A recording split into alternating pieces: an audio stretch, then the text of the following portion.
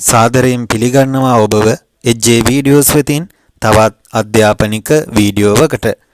හිතනවා ඔබේ සිංහල ගද්‍ය රචනයට කතාවට කරුණු රැස් කරගන්න මෙම වීඩියෝව ඔබට උපකාරී වෙයි කියලා.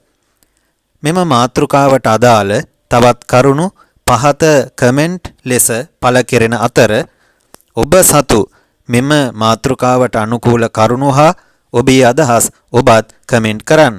ඔබ වැනි දැනුම සොයන බොහෝ දෙනෙකුට එය මහඟු උපකාරයක් වේවි. රචනා මාතෘකාව තරුණ ගැටලු විසඳීමට උපදේශනයෙහි අවශ්‍යතාවය. අද සමාජයේ විවිධාකාර ගැටලු වලට මැදි වූ නිරතුරුවම අසහනයෙන් දිවිගෙවන තරුණ තරුණියෝ බොහෝ වෙති. උගත් නූගත් ભેදයකින් තොරව සිටින මොවුන්ට සමාජමය ගැටලු මෙන්ම මානසික හා ලිංගික ගැටලුද බොහෝය. රටක වැදගත්ම පිරිසක් වන යොවුන් පරපුර මෙසේ ප්‍රශ්න වලින් පලා යාම හා ඒවා විසඳා ගැනීමට නොහැකිව කලකිරීමට හෝ අසරණ තත්වයකට පත්වීම රටේ ප්‍රගමනයට මහත් බාධාවකි. එම නිසා ඔවුන් මානසිකව ශක්තිමත් වී ගැටලු වලට මුහුණ දීමට සමබර මානසික තත්වයෙන් යුතු පුද්ගලයන් වීම ඉතා වැදගත්ය. බොහෝ තරුණ තරුණියන්ගේ පෙර පාසල් අවදිය හා පාසල් අවදිය සුබදායක ලෙස ගෙවී යන අතර ඔවුන්ට ගැටලු වඩාත් මතුවන්නේ විශ්වවිද්‍යාල වැනි අධ්‍යාපන ආයතන හා රැකියා ආයතනවලදීය. ගැටලු සංකීර්ණ වෙත්ම ඔවුහු අන්ත අසරණ තත්වයට පත්වෙති. මෙවැනි අවස්ථාවලදී ඔවුන්ට නිසිමඟ පෙන්වීමෙන් ඔවුන්ගේ ජීවිත සාර්ථක තත්වයට පත් කළ හැකි වේ. ඒ සඳහා සානුකම්පිතව හා සුහදශීලීව ගැටලු විසඳා ගැනීමට උපකාරී වන විශ්වාසවන්ත උපදේශකයින් අත්‍යවශ්‍ය වේ. මෙහිදී ඔවුන් වෙනුවෙන් අපකැප වී ක්‍රියා කරන උපදේශනයේ පිළිබඳව මනා දැනුමක් ඇති උපදේශකවරුන් ඔවුන්ට පිහිට විය යුතුය. එසේ නොවහොත් වැඩි කාලයක් ගැටලුව සමග ජීවත් වී ඔවුන් පමණක් නොව මුළු සමාජයටම අහිතකර තත්වයක් උදා වීමට අවස්ථාව සැලසේ. මෙසේ තම අපේක්ෂා කඩවීමෙන් ඔවුන් ප්‍රචණ්ඩත්වයට නැඹුරු වන බව මනෝවිද්‍යාඥයන්ගේ මතය වී ඇත. මෙවැනි තත්වයන්ට පත් වූවන් මිනිසුන් හා පැවති සම්බන්ධතා බිඳවැටීමේ හේතුවෙන් ආත්ම කේන්ද්‍රීය වීම හේතු කොටගෙන ඔවුන්ගේ මනස තව තවත් ව්‍යාකූල වේ. මෙම සෝචනීක අවස්ථාවෙන් ඔවුන් ගලවා ගැනීමට දෙමාපියන් සමවයස් කාණ්ඩ ජන සංනිවේදන මාධ්‍ය ආගමික හා අධ්‍යාපනික ගුරුවරුන් මොවුන්ට හැකි සෑම අවස්ථාවකදීම උපකාර විය යුතු අතර ඔවුන් තනි නොකළ යුතුමය. තමාට සමාජයේ ඇති ගෞරවය පිළිගැනීම හා සුරක්ෂිතභාවය නැති වූ විට පුද්ගලයා තුළ කලකිරීම ඇතිවේ. ඒ හේතු මත පෞරුෂමය දුර්වලතා පහළ වන අතර තද කෝපය, සමාජයට බියවීම හා වෛර කිරීම, අන් අය හා යහපත් ඇසුර කර නොපැමිණීම, හරි තීරණ ගත නොහැකිවීම, අන්‍යයන්ගේ යැපීමට පුරුදු වීම ආදී ගැටලු රැසකින් පරපීඩණයට පත්වන්නට ඔවුන්ට සිදුවේ.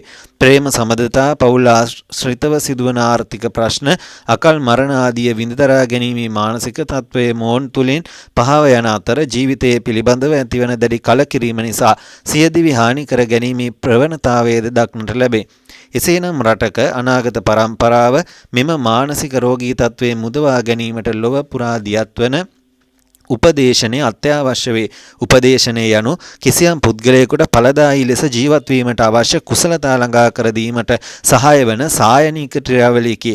එය සාර්ථක වන්නේ ආත්ම අවබෝධය තුළින් තම අඩුපාඩු සකසාගෙන පරිසරයේ සමාජිකයන් සමග සුහදතා වර්ධනය කර ගැනීමේ ශක්තිය ඔවුන් ලදහොත් පමණි.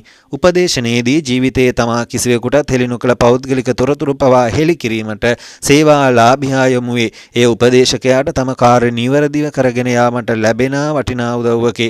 උපදේශනයේ ඇතැම් විට මානසික පුනරුත්ථාපනයක් වැනිය. මිනිස් සේවා ලාභියා තුළ ඇතිවන ප්‍රගතිය සිය දිවිය නිවැරදි මාර්ගයට ගෙන යාමට මං සලසයි. ඒ පුද්ගලයන්ගේ මානසික තත්ත්වය අනුව ලබා දෙන උපදේශනවලදී ඇතැම් විට පරිසරය වෙනස් කිරීම, පවුලේ සමාජිකයන් දැනුවත් කිරීම, කෑම බීම පවා තෝරා බේරා දීම, මානසික විවේකය, ශාරීරික අභ්‍යාස පමණක් නොව වර්තමානයේ යෝගී ක්‍රම හා භාවනාවද ප්‍රතිකාර ලෙස යොදා ගනී.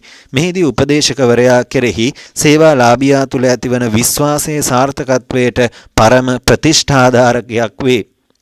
උපදේශනයේදී ඒ පුද්ගලයාට දක්වන සානුකම්පිත බව, පිළිගැනීම, මිත්‍රශීලී බව, අව්‍යාජ බව හා අවංක බව හේතු කොටගෙන සමදතාවේ වඩාත් තහවුරු වේ. ඉහත දැක් වූ අයුරු නිසි උපදේශන ක්‍රියාවලියක් තුළින් ජීවිතය ගැන කලකිරී සිටි මාපියන් හා මිතුරු මිතුරියන්ගෙන් ඈත් වූ නිතරම මානසික පීඩාවෙන් පෙළෙන තමාට පමණක් නොව මුළු මහත් සමාජයටම අහිතකර ප්‍රතිඵල උදා කරන ජීවිත රැසක් තමාට රටට දැයට හිතති පුද්ගලයන් කිරීමට හැකිවේ. පුද්ගල සංවර්ධනයේ මෙන්ම සමාජ සංවර්ධනයේ උදෙසාද උපදේශනයේ මහෝපකාරී වන අයුරු පිළිගැනීමට ඉහත කී කරුණු පමණක් වුවද සෑහෙනු ඇත. උපකාරයක් වුණා නම් ඔබට මෙම වීඩියෝව HJ Videos channel එක subscribe කර like share කරන්නත් ඔබේ අදහස් දක්වන්නත් අමතක කරන්න එපා. එක්වන්න අපේ HJ Videos Facebook පිටුවට. හැමෝම දැනුම ගෙනෙන තවත් මෙවැනි වීඩියෝවකින්